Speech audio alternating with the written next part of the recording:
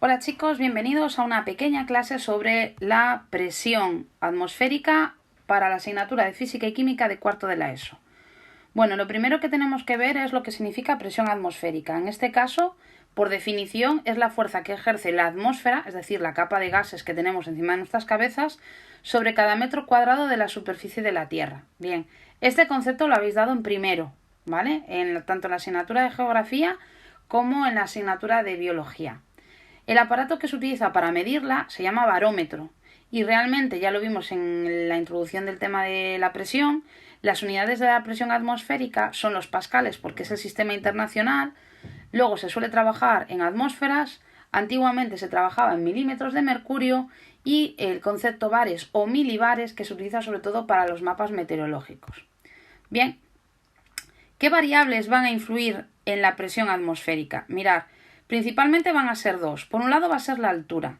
En este caso, lo que podemos decir es que la presión atmosférica disminuye con la altura. Bien, ¿qué es lo que significa que disminuya con la altura? Vamos a hacerlo por pasos.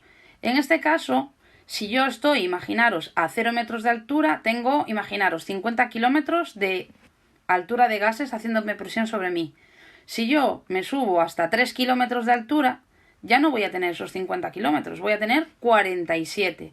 Por tanto, en este caso es cuando nosotros decimos que a mayor altura menos aire hay, es decir, menos gases hay.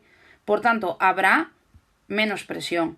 Esto también se tiene en cuenta, por ejemplo, para la gente que hace escalada, sobre todo para las grandes escaladas como el Everest, que superan los 8 kilómetros de altura, donde hay una serie de estaciones base, ¿vale?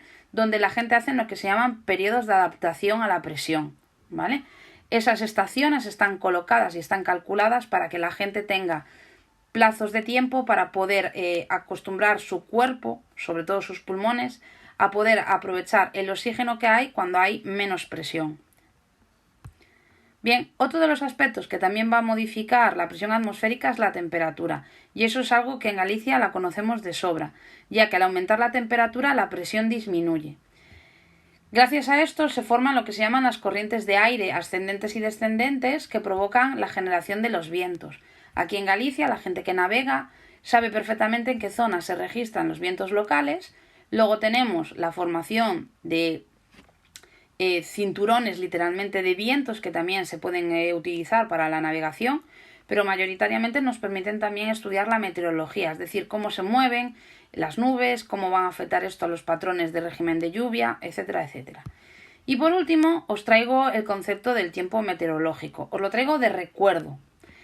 Cuando estabais en primero hablasteis de los mapas meteorológicos y concretamente dentro de esos mapas meteorológicos de lo que supongo que os acordaréis serán del concepto isobaras, que son esas líneas que veis más o menos concéntricas unas alrededor de otras, son líneas que nos están marcando puntos de igual presión atmosférica. Por otro lado teníamos las letras A, que son anticiclones. Los anticiclones en este caso son situaciones atmosféricas de buen tiempo, ¿vale? Y la B simboliza las borrascas, es decir, cuando viene el mal tiempo.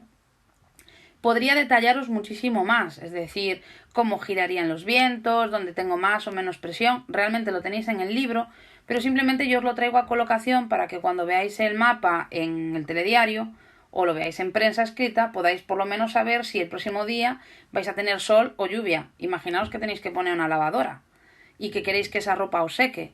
Entonces, bueno, son cosas que se pueden tener en cuenta a la hora de estudiar la previsión meteorológica. Bueno, chicos, nos vemos en la siguiente clase.